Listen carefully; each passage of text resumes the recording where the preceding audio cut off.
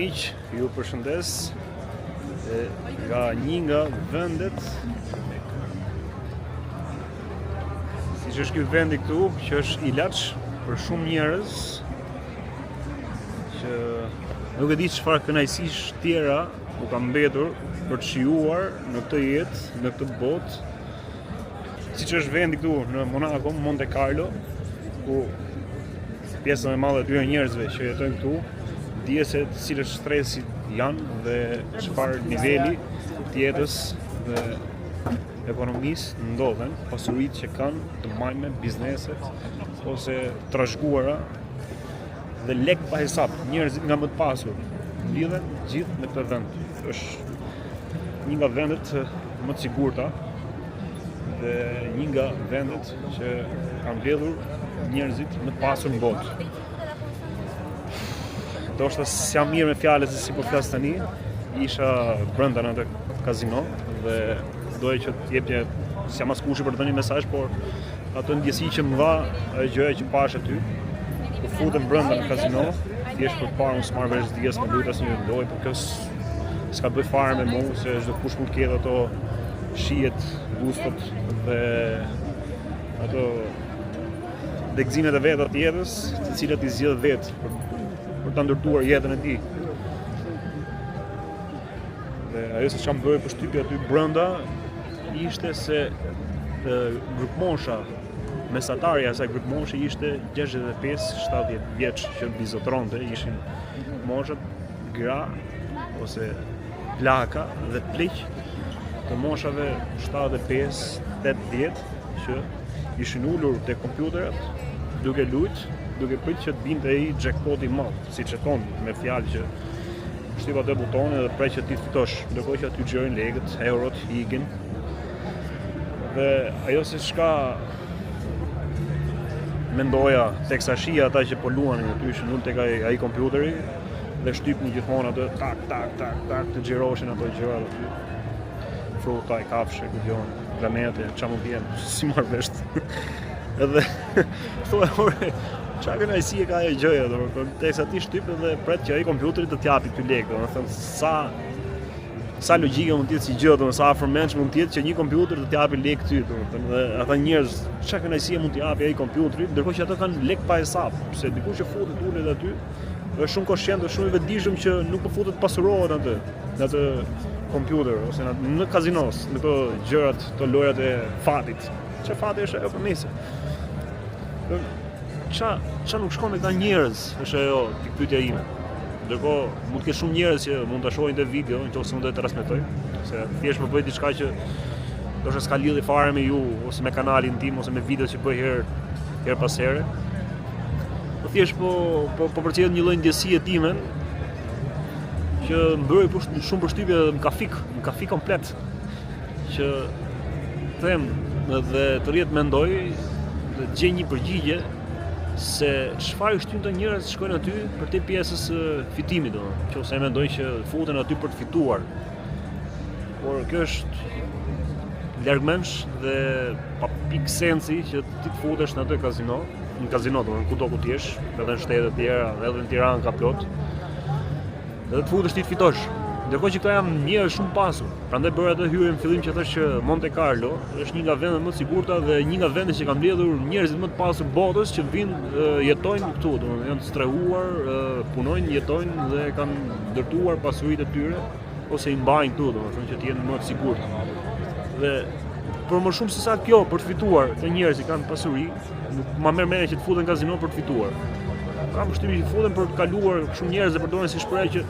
thjesht po futen për të kaluar kohën, për të shpenzuar, domethënë kalosh kohën dhe të harxhosh ato lekë, domethënë me 1000 euro, duke shtyp një buton që ti pret, domethënë çka kënaqësi mund t'japi ajo, që ti normalisht duke humbur. Ajo s'ka fare sens logjike që çdo kush që futet aty humb. Por këta a kanë jetë tjetër, domethënë ndoshta po e marr guximin dhe më dukem si jo mirë nga mend, nëse dikush e sheh që këtë video dhe thotë që ose është një djegës si rregull të këtyre vendeve, kazinove ose këtyre lojrave të fatit, fotore çka kemi ne, domethënë që kemi atë kënaqësinë tonë. Pra mund të ketë edhe adrenaline, mund të ketë diçka, një goditje të fortë emocionale që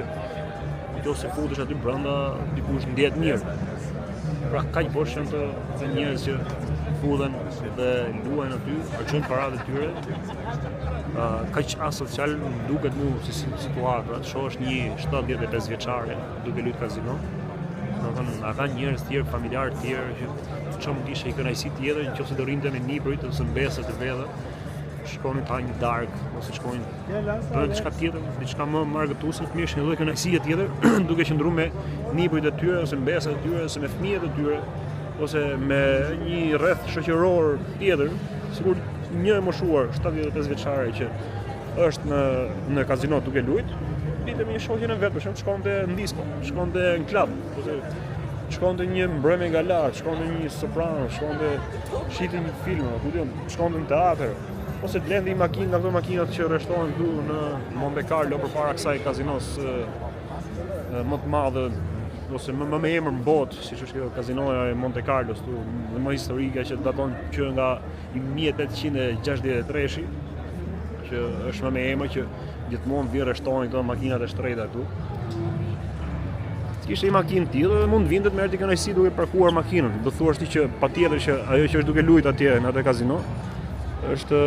mund të jetë një nga këta që ka parkuar këto makinat e shtrejta këtu. Por, okay, parkove makinën këtu, po dil pi një gotë ose ha një dark, edhe kënaqë një formë tjetër ose shko bëj diçka tjetër. Nuk e di, do doja që të më jepshit një mendim tuaj. Si e shihni ju, si e shihni këtë lloj aktiviteti plotësues për jetën e tyre, çfarë kënaqësie mund t'i japi, çfarë mungon këtyre njerëzve, më saktë, çfarë mungon këtyre njerëzve, një 75 vjeçare ose 80 vjeçare, që është drejt fundit të udhëtimit të saj, të jetës saj, dhe të shkojnë në kazino, të lejë me mira euro për një natë, se ti gozhdohesh, sa që pash një orë dy pillim të shpina, ki fare, domethënë se ai shumë orë mund kishte përpara atij kompjuterit aty duke pritur dhe duke shtypur atë butonin dhe prisë që të fitonte. Për qa egoje mund të ketë një person, ose çfarë epshi tjetër mund të ketë, se mund të jetë një lloj dashurie, ai kompjuteri aty mund të krijuar një lloj romance që shkon në shef po se pa një ditë është si ajo dashura që ti mezi pret ta takosh çdo orë që kalon ti mezi pret ta takosh aty, kështu e kanë krijuar edhe ato lidhjen me atë kompjuterin për të shtypur atë butonin dhe që lëvizën ato gjërat aty. Çfarë mungon këtyre njerëzve? Pra pyetja çfarë mungon këtyre njerëzve që shkojnë në këto kompjutera, në këtë moshë, hajde rini ose grup moshë të tjera, por një 75 vjeçare, 80 vjeçare, shkojnë të futen në kazino dhe të luajnë në kazino, ja? Çfarë është tynu? Për shembull,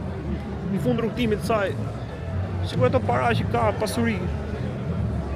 t'ia trashëgoj fëmijëve. Fëmijët, thonë ju, fëmijët nuk janë ata që e meritojnë, se ndoshta nuk sillen mirë me prindërit e tyre. Dhe e ka sjellë një shenjë hakmarrje ndoshta me fëmijët, pse të jap fëmijës timun që nuk merr herë në telefon, ose nuk pyet një herë, nuk kujdeset edhe për mua, më mirë të japet i kompjuterit aty. Mund të jetë edhe kjo, ha?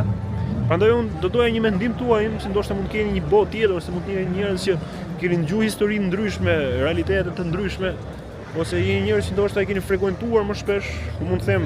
po marr guximin ta them se s'ka gjë për turp, edhe nëse është për turp është për mua. Unë mund të jem hera e dytë që mund të futem në kazino, domethënë thjesht për të parë. Edhe e pranoj që jam ignorant, në pjesën se si luhet brenda në ato kompjutere, ç'a logjike ka, ajo shtypja si shoh gjithmonë ato njerëz që shtypin atë butonin. Se ka marrë në herë guximin, ta mendoj dhe nuk po e them se po krenohem me këtë. Ta marrë guximin ç'a logjike ka ajo se si fitohet aty, ç'a do dalin 5-7-at, kena ngjusi shprehje që përdoret zakonisht. Por me thonë të rreth s'ja kam ide fare, domethënë si do dalin ato 5-7-at. Do të jenë me bishtë apo pa bishtë, ha? Qa bishti i kanë ngel pa plotësuar këtyre njerëzve që shkojnë në kazino në moshën 75 ose 80 vjeç, domethënë gati në fund, ose që ndoshta edhe mund një ditë të ishte lajm, që ose një nga këta në këtë moshë të ndronte jetë përpara një kompjuteri duke shtyp butonin. Çak, ku bie çak. Gjithsesi ju përshëndes nga kjo, është bukur, panoramë kaq bukur, madhështore siç është edhe kjo. kazinoja e Monte Carlos këtu në Monaco, Monaco, s'jam mirë, nuk jam mirë, ti ki pi qikuj se